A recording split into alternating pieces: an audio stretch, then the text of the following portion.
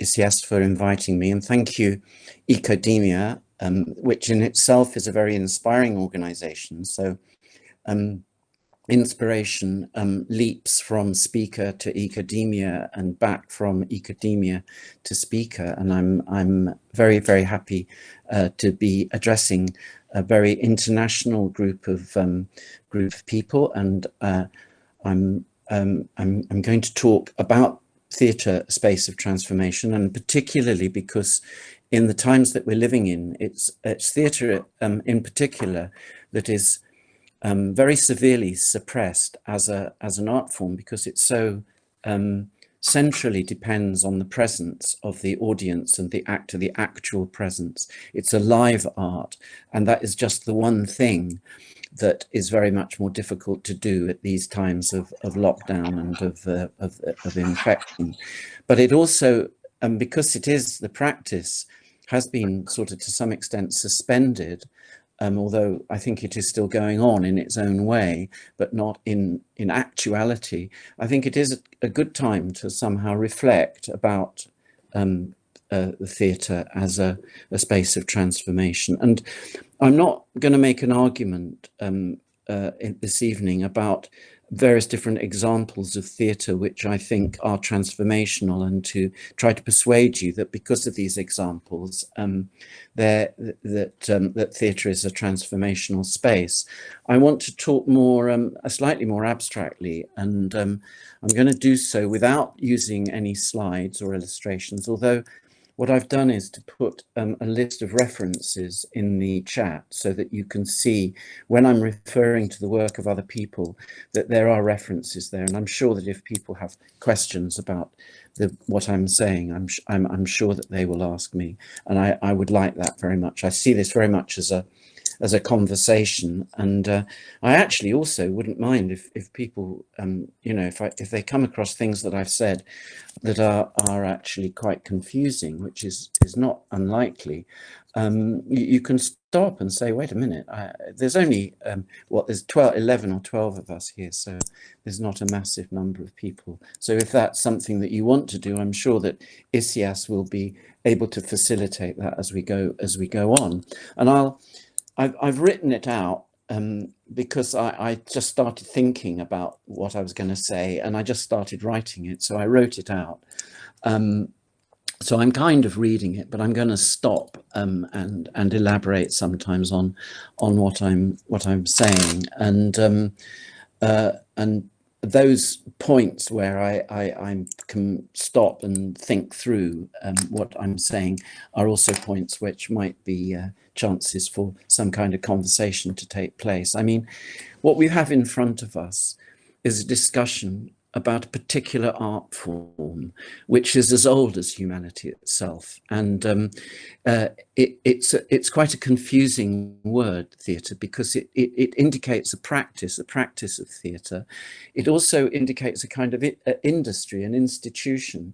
And it also, of course, uniquely indicates a building, a certain kind of physical architectural space. And I think it's useful to be thinking that it has those three different meanings, or three different connotations, if you like. But what I'm going to do is to initially look at it as a space. I mean, partly because, as I understand you, who I don't know, I think that you may be quite interested in space as an architectural space, as perhaps the space of an ecosystem. It's the idea of space that I think is somewhere that we can start a physical space. And I'm particularly interested because I read recently an article about media ecology, which was a wonderful article, and I've given a reference to it. And I'm going to sort of give a quote from this article. It says, "How can we build environments that amplify this or that perceptual ability? Can we build spaces that deepen our potential for understanding ourselves, each other, and our world?" And that quote is from this article, which is to do with philosophy as a kind of practice, philosophy as a kind of creation of a space, using ascesis, using a certain sort of repetition, practical creation of a particular space of thinking, which the writer attributes to some of the ideas that come from Plato and Aristotle, the sense of the academy, the creation not just of a virtual space, but actually a physical space. Are there spaces in which we are given to have different heightened or deepened understandings of who we are and how we relate to other people? Is it possible to build a space of that sort? And what would it take to do so? So if you think about theatre as a space of transformation, then maybe it would have to some extent to relate to that thinking that you might do around the idea of a built environment, because undoubtedly theatres as physical spaces have been built and designed. So the question about why theatre is a space of transformation, to some extent, is I mean, theatre in a way has transformation kind of written all over it. I mean, transformation is its essence and of its origin. And we're used to simple ways in which transformations happened in the theatre. I mean, for example, all of you may, or I think most of you will be aware of its scenic, what I would call its scenic capabilities, the way in which the space is organized to evoke changes of location. That in a theatre, the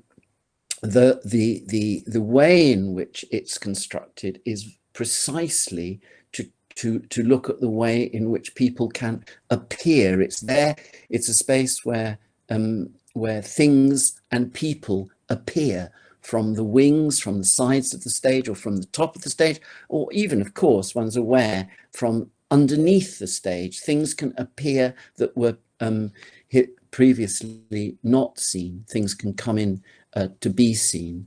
And the space, of course, is in itself, it can make those changes, but it also can call for and justify the changes of persona and the changes of personality. So if we're thinking about what's portrayed in the theatre and the changing nature of the locations that are suggested, we can also see that that might involve changing the actual persona, which means mask, or personality. But let's look a little bit more detail at what these changes might entail, so that we're taken into the physical shape of the theatre. Let's look at the dynamics of the theatre space, what it is that actually is moving in the theatre space. There's a simple description in an old Taoist text, which I've given as a reference, the I Ching, of theatre and performance arising in a holy space, a temple, and it taking the form of a pantomime. And at first, this seems a little bit contradictory, that it should have this sacred and also quite profane aspect to it. But anyway, it goes to describe, the book, the I Ching, in this particular passage goes on to describe a process where the space is like it provides a bridge to the unseen. In other words, what the space seems to be designed to do is to make the invisible visible. And I think that's something that bears thinking about. And you're probably aware also that the original meaning of the word theatre, as a Greek word, is a place where something is seen. It's connected to the idea of seeing, and implicitly, I suppose, it's connected to the idea of what's not seen, what's unseen. And it's also, you can see immediately that theatre spaces contain walls or separations that allow for things to be hidden, and therefore allows for them to be revealed, as it were, brought into the space. And there's often in theatres a backstage space or offstage space from which people or objects can appear. I mean, sometimes as if by magic, and I've already mentioned that aspect of it. And when you look at different theatre spaces, I mean, for example, when you look at a Greek amphitheatre, or you look at the Japanese No theatre, which I won't describe, but it's a very, very different kind of shape. Or you look at Shakespeare's Globe, this kind of round shape with a stage in the middle of that round at one point in the circle, or the Italian stage, that is the proscenium arch, where you view the action from an auditorium as if it's a space that has the space of a Renaissance painting with a sort of disappearing point in it, so that that's the Italian stage. When you look at those different stages, you might be aware of other ones, but I'm just giving you some examples of ones to look at. You can see what's shared in them and what's different. And in a simple sense, what is invisible can become visible by moving between different parts of the total theatre space. So it's like a kind of box of tricks. But you'll have noticed something important that I haven't mentioned, and that is the human dimension. Usually the space in the theatre, and you can look at those different examples that I've given, is divided between the space in which the performers do something, and the space from which the spectators watch. And there's often an invisible wall between these two groups of living, breathing human beings. The seer and the seen are separated, and a lot of imaginative energy is spent on the nature of this wall and what that wall, the fourth wall, as it's sometimes called, means. And sometimes that idea that there's a fourth wall presupposes that there are three other walls. So it actually suggests a certain kind of space, which has Newtonian, what I would describe as sort of Newtonian dimensions, has the sort of extensions that one's used to thinking of in terms of the space that Newton described in his physics.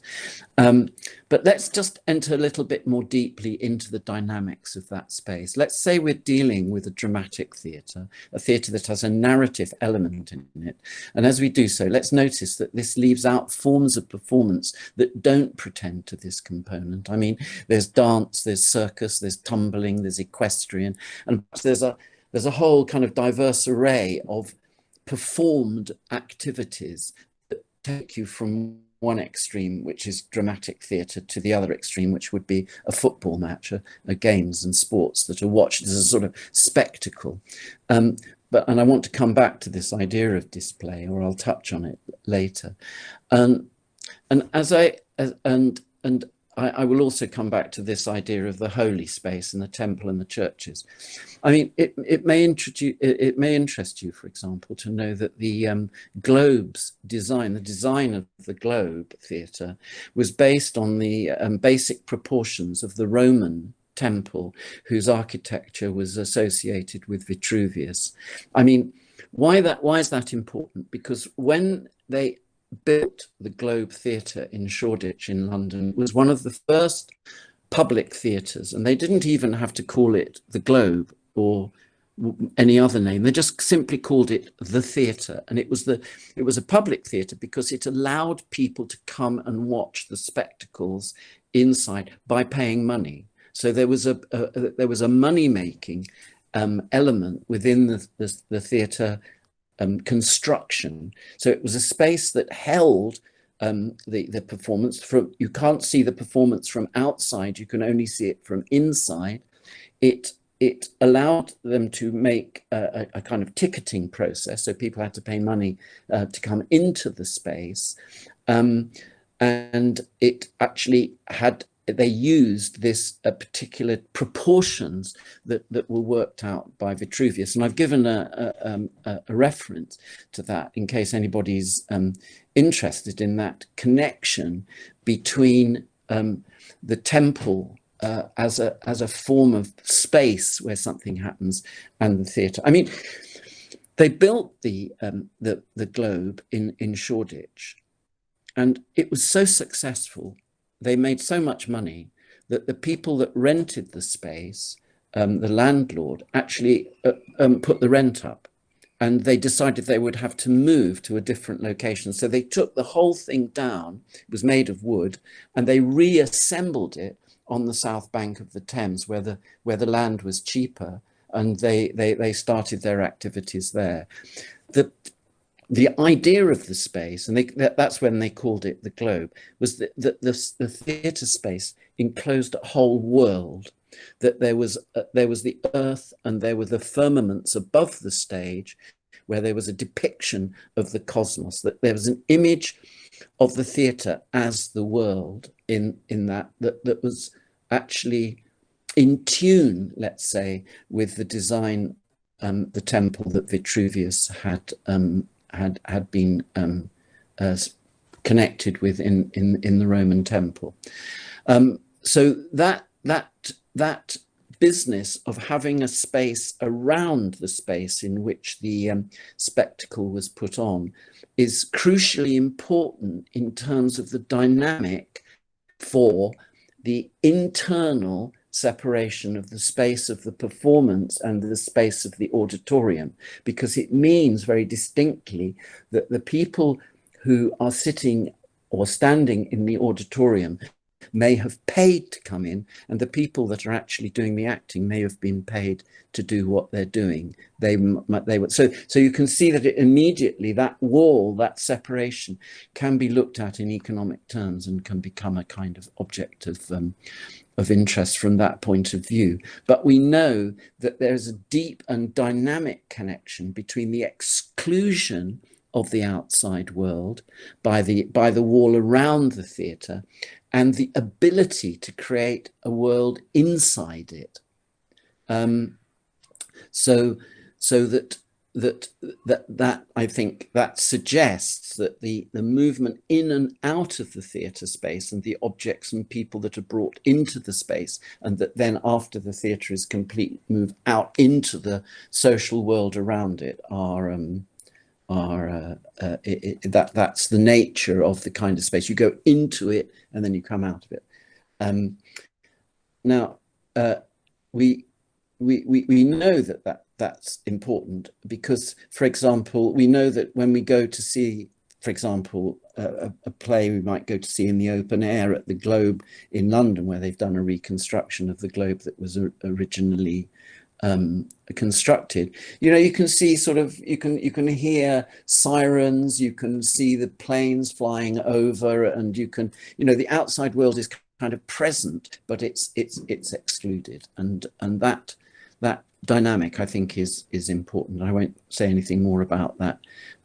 What I go on to talk about is that the actual real space that is inhabited by the actors and all the theatre operatives and the spectators, and it is one space, but then that obviously the object and focus is the space that is the shared imaginative space, the space of the dramatic narrative.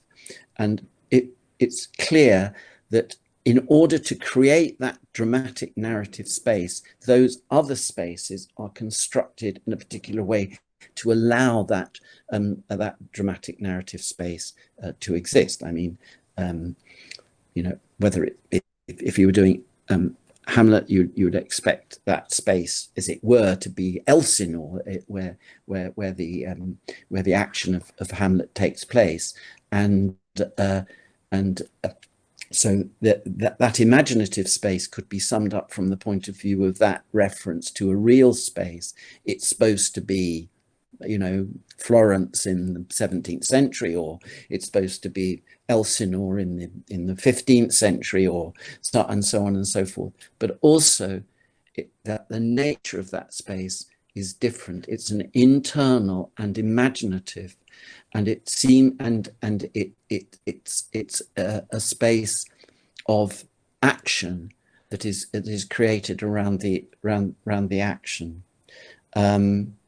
So basically, to understand what this imaginative space is actually takes you to the sort of heart of the beast. We've got to really think through what the nature of that virtual imaginative space, the space of the dramatic action, is, if we're to look at how theatre can be a space of transformation. So let me just see that, can I,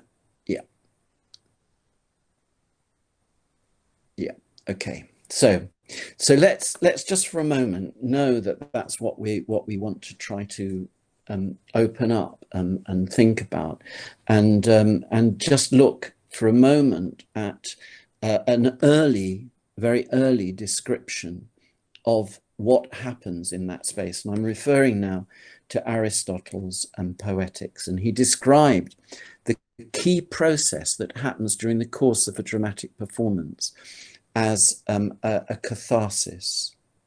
That's because, because catharsis means purging or cleansing, it relates very directly to transformation and change.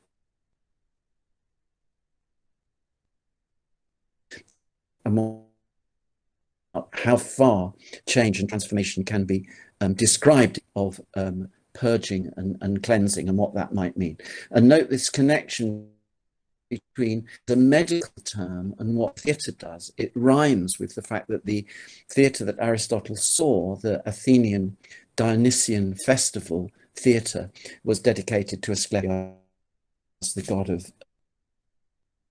of medicine term, particularly for theatre practitioners who are interested in how theatre can increase activism and social participation and democracy.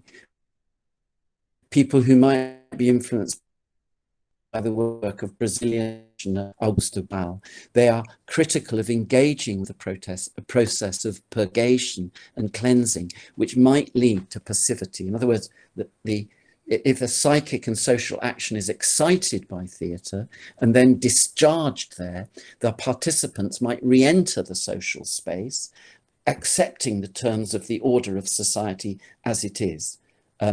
This is something that Boal describes, and something that he describes critically. This would mean that the theatre had a repressive role in social change, akin to the way of kind of a place where you let off steam, of discharging and dispersing disturbing energies. They want to use this process. Obviously, these practitioners, they can see that this process is happening in theatre, and they want to use it for their own outcomes, not for passivity, but perhaps for activism. That's something. You can see that this directly relates to how the wall that surrounds the theatre is conceived, how porous it is to social energies, and it won't surprise you that changes in the conception of that wall impact reflexively on other, perhaps more imaginative walls, the walls, for example, that separates the auditorium from the spectators. So you know that, but I've described that already. So if you have grasped this dynamic, you'll understand why Augusto Boal was particularly interested in transgressing and abolishing this separation. So he wanted to encourage physical and dramatic participation of the spectators in the action itself. And he describes people taking part in theatre as spectators. In other words, he conflates the idea of spectator and actor in the proposition that we all have a kind of equality within the theatre space, and he questions that invisible wall between the spectators and the actors. So he made a new word to evoke a new theatre that was aimed at countering oppression, and in this word you can see a kind of emblematic egalitarianism. He refers to an image of theatre as a collective act where the participants were celebrants, like in the dithyrambic dance in honor of and in worship of Bacchus and Dionysus, on which the Greek theatre was based. That was before the city authorities of Athens institutionalized the festival, installed it as a performance of play. And thus, let's keep this critical perspective in view and look more deeply at what Aristotle described. He described two emotions that were provoked in the spectator by the enactment of a tragic story at the center of which was a character whose downfall comes because of some fundamental human fault. These were the emotions of pity and fear. Through provoking these emotions by a cathartic process, they can be discharged, and identifications or recognitions that are a part of the provocation of these emotions can be restructured and put to rest.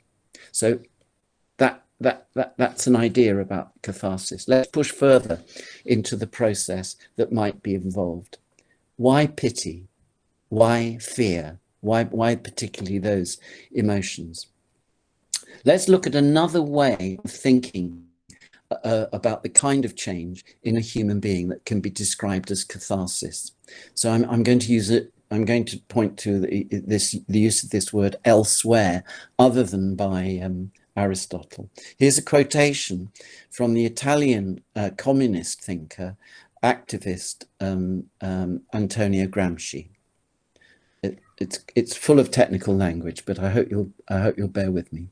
The term catharsis can be employed to indicate the passage from the purely economic or egoistical passional to the ethico-political moment.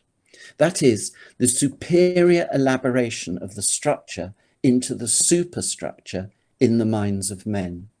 This also means the passage from objective to subjective, and from necessity to freedom. Structure ceases to be an external force which crushes man, assimilates him to itself, and makes him passive, and is transformed into a means of freedom, an instrument to create a new ethico-political form and a source of new initiatives. To establish the cathartic moment becomes, therefore, it seems to me, the starting point for all the philosophy of praxis. And the cathartic process coincides with the chain of syntheses which have resulted from the evolution of the dialectic. So he's definitely connecting catharsis to the idea of liberation. And what he's connecting it to is the transcendence of the particular circumstance which you might be held in a particular moment in your lives, through to a kind of more general understanding of humanity as a whole and in general, and a recognition of your part in the species, as it were, the species. It's good to hear this voice from the Italian prison cell in the 19th ideas. The language is a bit technical, but I think it's useful.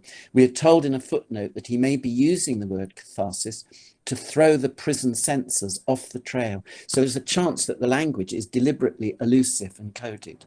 But I believe that he's being as clear as he possibly can be about a process that is absolutely at the core of social change towards justice and humanity. He is describing a complex moment of change as cathartic, and I believe that each of us who are eager to take part and want to provoke social change will recognize this moment as being a repeated part of our living experience. It is a moment when we move the focus of our attention and concern from the details of our own existence to our species being. That is to say, our being as a part of a species, the human species. Gramsci attributes this moment or movement of change to the starting point of what he calls the philosophy of action, which is a kind of sense of Marxism. I think it's really an idea of that philosophy which can change the world. It's the basis of solidarity, of encountering our humanity, of a deep recognition of the other. And this is why he connects it with freedom. He sees that freedom in the recognition of the freedom of the other, and he sees this recognition as something that frees us. And I think that structure and that thought is colossally important in terms of the theatre and what's happening in theatre. I believe that this is even more important in our world today, when inequality takes an institutional form within our societies, but also between one society and another. And this is to do with the legacy of imperialism and what we have to untie together. It reflects in a microcosm of human action what Marx said about the relationship between nations, when he said that the nation that oppresses another cannot itself be free. This says a lot about the nature of oppression in our day and of how we deal with the fact that we are not just pure humanity, but we are shaped by specific circumstances that we have to see beyond, but also because our world is dominated by a system that makes the relationship between human beings appear as the relationship between things.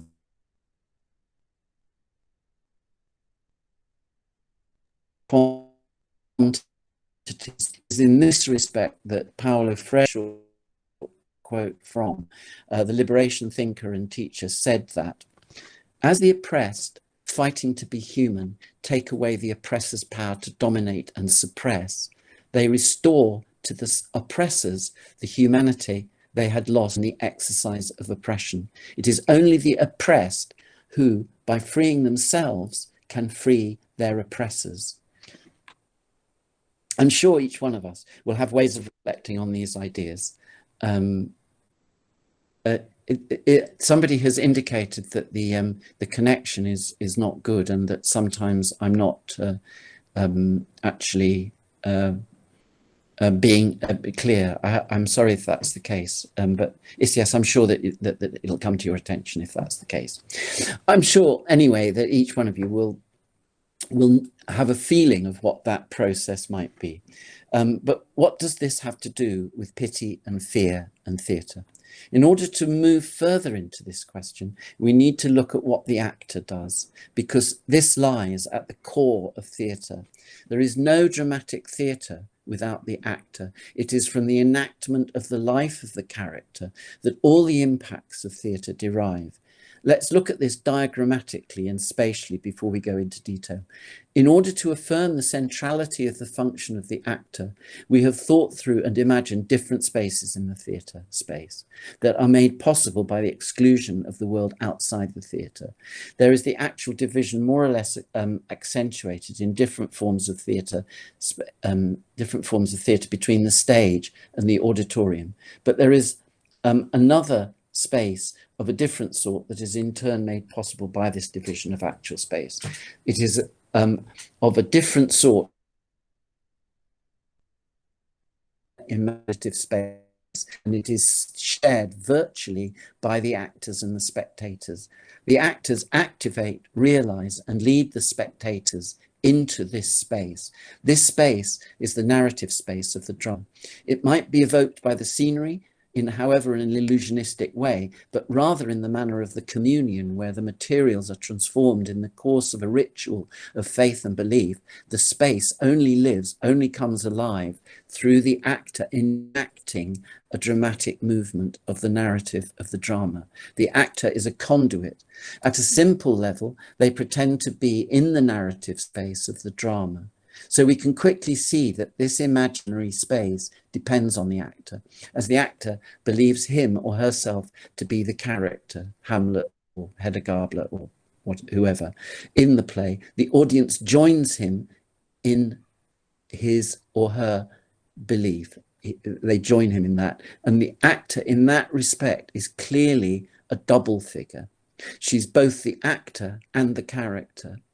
Understanding this double aspect is essential to understanding what acting is and what the nature of the space in theatre is, and what the nature of catharsis is, and what kind of transformations can be produced by theatre.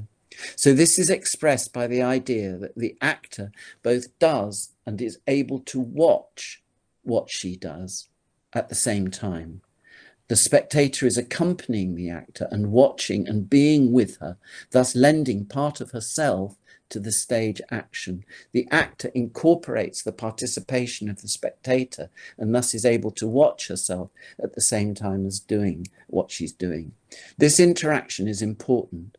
Imagine an actor acting a scene without an audience. In order to do this, the actor would have to imagine the audience was there. It is this imaginative component that is an aspect of the double nature of the actor. So what does it mean for the actor to be both in the dramatic space and in the actual space of the theatre simultaneously? Let's look for a moment at what acting is as a necessary human skill, why it is that people do this strange thing.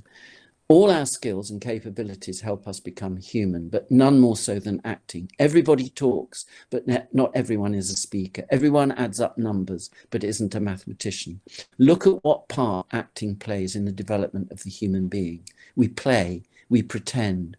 We find out who we are as children by playing and pretending we are somebody else very often, by mimicking each other and especially the adults that surround us. The ability for a child to believe something is the case. A toy car is a real car, a soft toy is a real animal, is phenomenal and is essential to the way we practice to be who we are.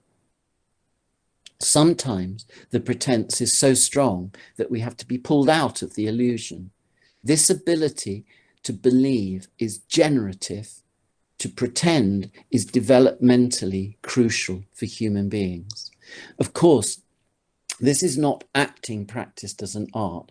When you work with children as actors, this ability to pretend is the basis of everything.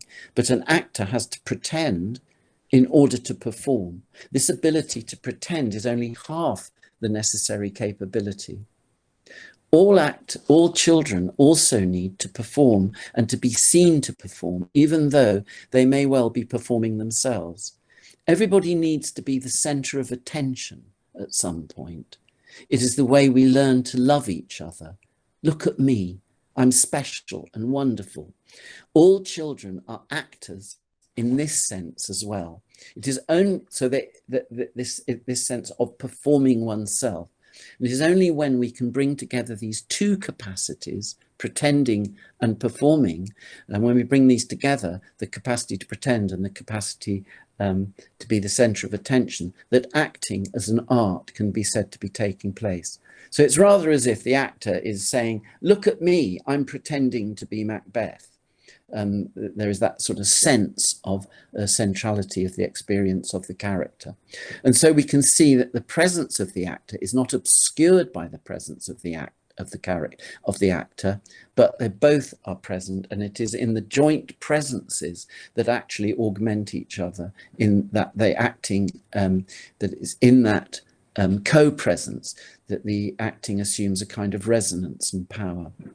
But let's look more carefully at what this work of the actor is about, because it might help us to see what the connection between the emotions of pity and fear and drama are about. Something is going on here which releases the energy that is cathartic. So what is it? I believe it's best to understand this in terms of and the character, the other. I'll call the character the other, that she is making present through her presence. In the initial work of the actor on the character can be considered to be like a stimulus. It stimulates the feeling that we could have been somebody else, that we might be somebody else, who we are. So when the actor first reads the text, there are responses that are going on in the actor. And it's in the dynamic movement between these two responses that the energetic work of the character creation takes place. One response is a movement towards likeness, towards similitude. The actor is discovering that the character is like her. She identifies, sympathizes, inhabits the circumstances of the character as if they were her own. She knows the character, feels like her. Then at the same time, she is discovering how dissimilar she is, how strange the character is, how unlike her, how unsympathetic she is, how different they are. What is different and unique are the circumstances within which the character exists. How the actor would never do what the character does. The actor moves from complete acceptance to astonishment and back very, very quickly. And working with actors, you find that in the rehearsal process, there is an almost deliberate process of confusion and often a kind of chaos.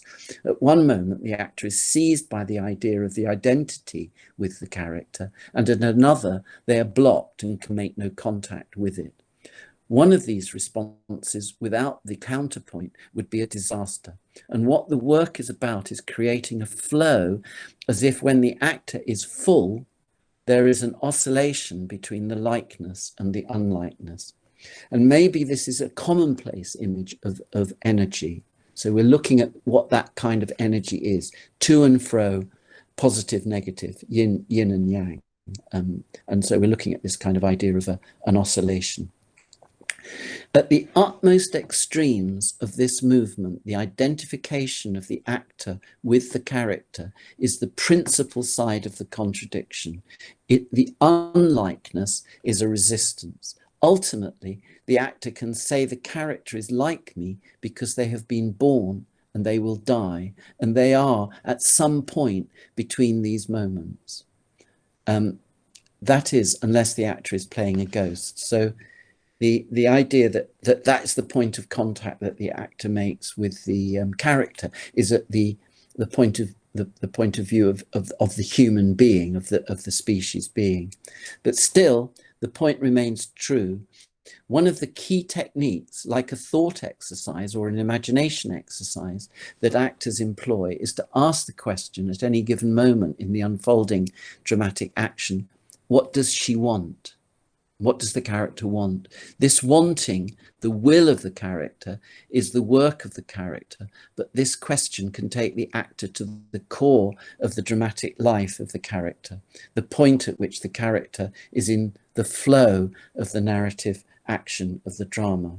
The wanting is the urge of the action moving forward, and it is one side of that action, the urge forward. The other side, of course, is the obstacle to what the character wants, either in an internal obstacle, something inside the character that doesn't allow them to have what they want, or one that exists in the circumstances that surround the character. And that's the other side of the action, the resistance. So this work, the contact with the action, mirrors and reflects and mimics the contradiction between this movement, this oscillation between likeness and unlikeness. So what's the outcome of this? I mean, why have I needed, or why have I wanted to go into what's going on with the actor in such detail? It happens to the actors and the spectators as they share the dramatic space, the space of the narrative movement of the drama. They're engulfed with this energy, and that sharing is full of oscillations of to and fro movements of belief and disbelief.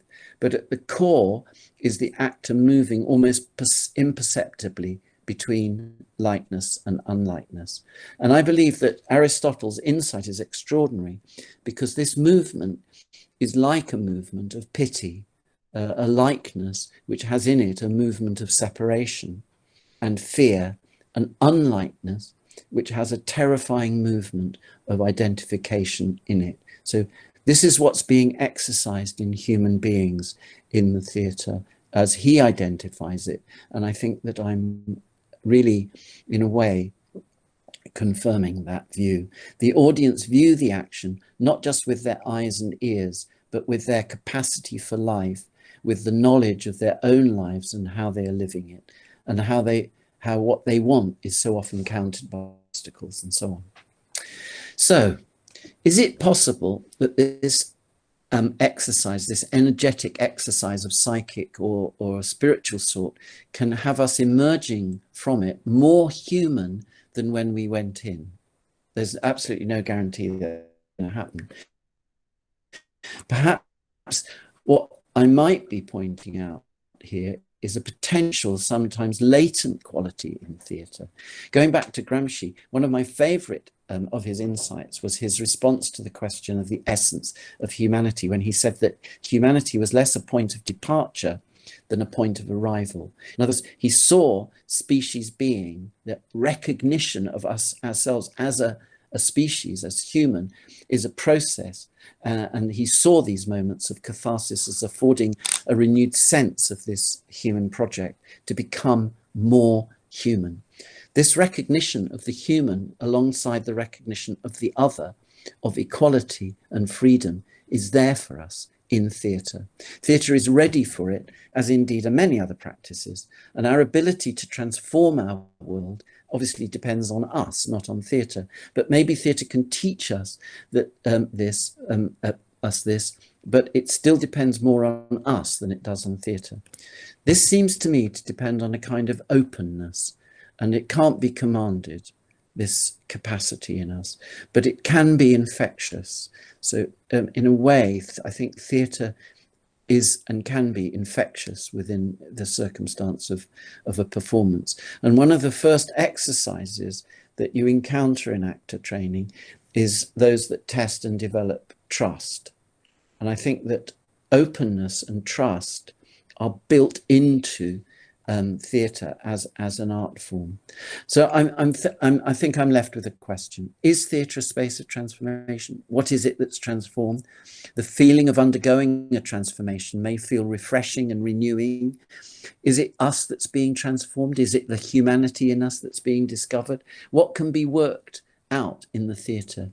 Do we have the experience of transformation in order to find a basic material that remains unchanged? In other words, is it just the form that changes? Is it a change of form that's required? It's possible that theatre itself is in need of being transformed. Bertolt Brecht, in his attempt to rethink theatre, came up rather like Auguste Boal with his invention of the word spectacular, with a neologism. Theatre, he called it. This is in a work called the Messenkauf Dialogues, in which he imagines a philosopher going into a theatre and talking to the people who work there about what they do. The philosopher describes himself as being like a man who goes along to a musical instrument shop to buy a brass instrument, not because he is interested in the instrument, but in the brass of which it's made, because he is interested in what this brass can be transformed into. He's interested in the material of theatre and wants to change its current form. Maybe he wants to change its use. Maybe theatre will become a space of transformation when theatre itself is transformed, maybe when it can be directed towards new purposes. And this is something that touches me very deeply. So a space of transformation, I agree with the criticism of catharsis that creates passivity that is made by Boal, but the movement of human energies that is conjured by this word, and the idea that this energy that can allow us to see more clearly, deeply and broadly, that I associate with Antonio Gramsci's use of the term, though of course he wasn't thinking of it as a function of theatre, is what I want to reassert. After all, what is the energetic process carried out in theatre but that which accompanies the movement across the bounds of our own subjectivity? Not an idealistic flight, but worked from a deep, specific recognition of ourselves and circumstances. I would describe it as intersubjectivity, and thus connect it to the great human revolution, inventions made by coalitions of human women in the Rift Valley of Africa 200,000 years ago, when our species came into being as we became social and cultural animals. And I'm referring to the work of Sarah Hrdy, a primatologist and anthropologist, in her book Mothers and Others, when she talks about this idea of intersubjectivity that occurs between children and women mainly, but not only, of course, as being actually a human invention, an aspect of humanity that is being selected for in the process of evolution as a way of our maintaining our survival and our existence. And equally, she is pointing out that that intersubjectivity could equally be, through lack of use and lack of exercise, fall by the wayside. It could become less a part of the human being, of the human species, that ability to connect with each other and have compassion for each other. The recognition of our humanity as a species means that we can take our place in nature, take our part as the guardians and nurturers of our earthly home, and which I think can play a part in the